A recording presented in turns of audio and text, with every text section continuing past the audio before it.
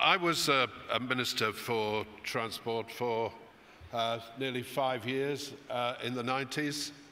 And I think in those days it was regarded as somewhere where you put the kind of, the average sort of chap who was sort of just about bright enough to make ministerial office but wasn't going to ever worry the tellers.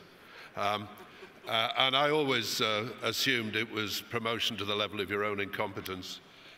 What's wonderful about the current ministers in the DFT is that one of them, who we've got the privilege of listening to today, is regarded as one of the brightest ministers in the government. And together with people like Joe Johnson, it's wonderful to see this kind of intellectual input into the modern challenges that transportation brings, because of course transport these days isn't just about building roads. Here at Highways UK, it's about urbanism, it's about quality of life, it's something that touches everybody in every part of their lives. Jesse Norman MP was in his former life before he was elected in 2010, was a director of Barclays. He's worked for a significant charity in Eastern Europe. He is, as I say, regarded as one of the brightest in the government. He was a lecturer in philosophy at University College London before he got into politics. And I think it's a real privilege to have him come and speak to us today. Please welcome Jesse Norman. Well, thank you very much indeed, Steve. Thank you, ladies and gentlemen, for having me along. I must say no one can survive an introduction like that, ladies and gentlemen. As Lyndon Johnson famously said, my father would have enjoyed it, and my mother would have believed it. It's an absolute pleasure to join you all today at this magnificent venue in this superb occasion for what I have no doubt is going to be 2 days of massively stimulating debate. Truly, this is the Woodstock of the road world, or possibly the Mecca of highway maintenance. I don't need to tell you that the past year has been a remarkable period for the future of roads in this country. Not only have we had major announcements, such as the preferred corridor for the Oxford to Cambridge Expressway, we've also opened a new stretch of the A1M, at last creating a continuous motorway quality link between Newcastle and London.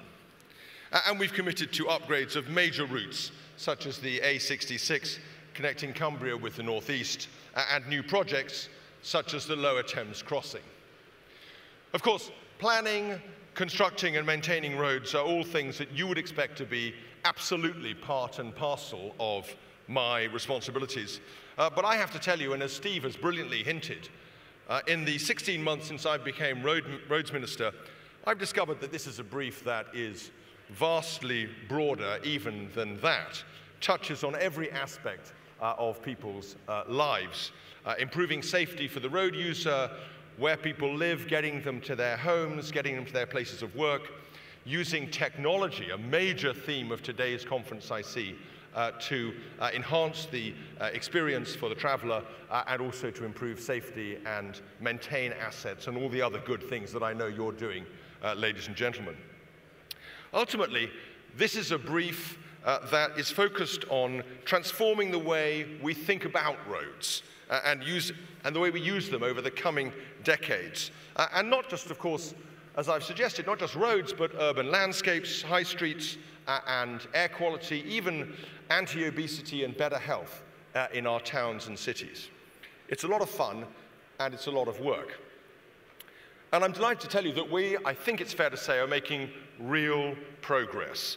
In particular, last week's budget was a very important indicator of the level of support and the level of commitment that this government is making in helping us all, I should say helping you in the work you do, ladies and gentlemen, to create the road network that this country deserves.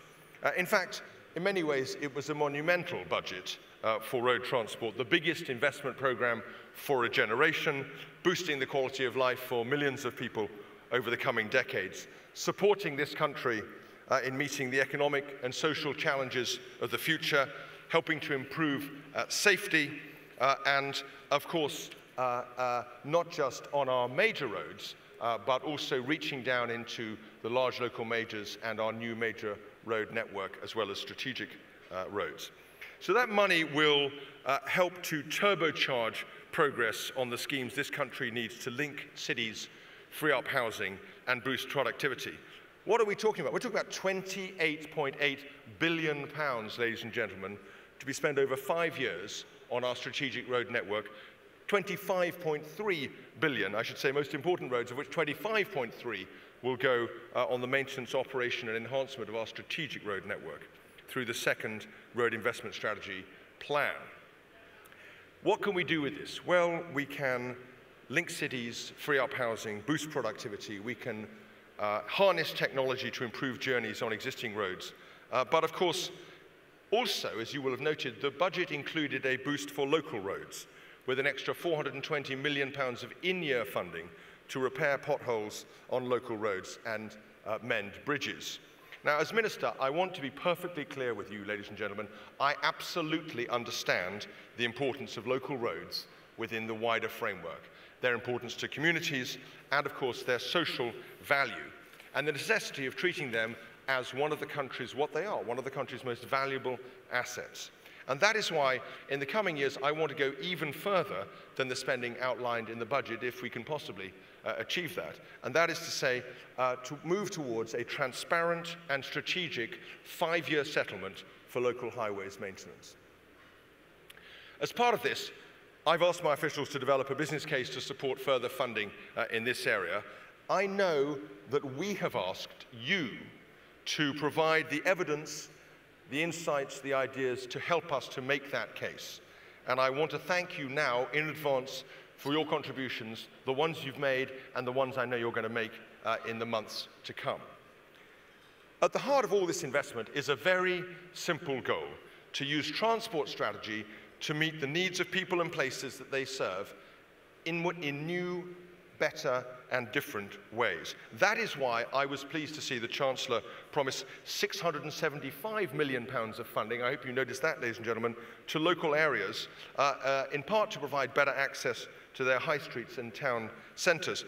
I think of this as our Transforming Towns initiative, and I think it's very strategic. It's money that will help more town centres to thrive by cutting congestion, improving air quality, encouraging more cyclists and pedestrians onto the streets, and other measures. It's also a great example, I would suggest, of central government helping to support spending decisions being taken on the ground by those who know and live in the local area.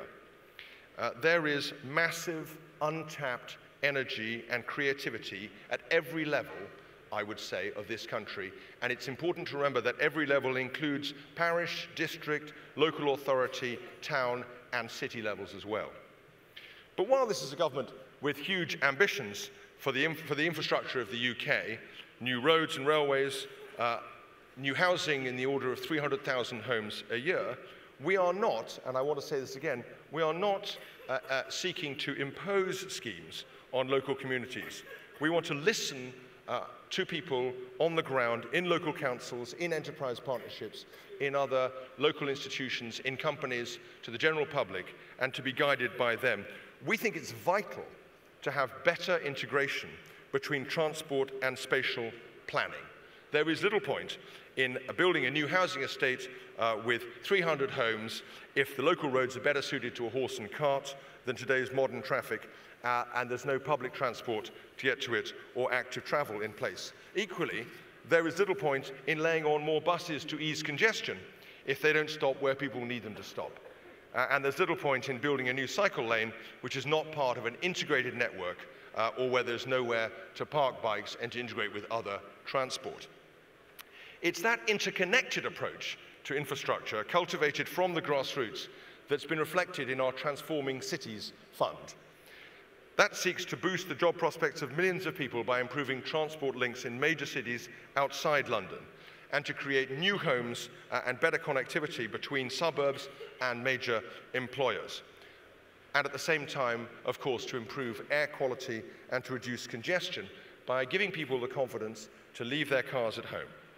Already, the 6 metro mayoral authorities have benefited from £840 million, a sum that was boosted in the budget by another £240 million, money that will allow areas to roll out, we hope, innovative further schemes with public support, such as Greater Manchester's plans for the largest joined-up cycling and walking routes in the UK, a project that will benefit 2.7 million people and, we hope, make cycling and walking a real alternative to the car in that city, as it has become in London, and made possible by £160 million from the Transforming Cities Fund. In addition, 12 shortlisted city regions are now bidding for their share of a further £1.3 billion pot. Their ideas range from new docking stations to creating better public transport connectivity and a whole host of other city ideas. I look forward to seeing those successful bids become a reality. I want to see that drive and that energy that I've described, that ambition and imagination, fully engaged. Now, if it's clear, as I want to suggest to you, ladies and gentlemen, that there are exciting plans afoot on the road, where do we go from here? What's the next frontier? Paradoxically, perhaps you'll understand this given my own academic background as well as business background, I want to argue that the biggest challenge we face is to shift our mindset, the mindset of society in the way it thinks about transport. Not just thinking about roads as a link from A to B or as dangerous, fume-filled, exhaust-ridden menaces designed for cars and HGVs. Instead, to seeing them as green arteries of technology that enable communities and businesses to thrive. Routes that unlock new homes, that boost employment through better connections between towns and cities, that help to improve the environment and air quality through the transformation of our vehicles towards electric vehicles of all kinds, and by enabling people to take new paths and new routes in their own transport choices. In short, I suggest to you, it's about creating what I would call a new ecology of the road. We want people to feel that their roads exist in harmony with the places that surround them.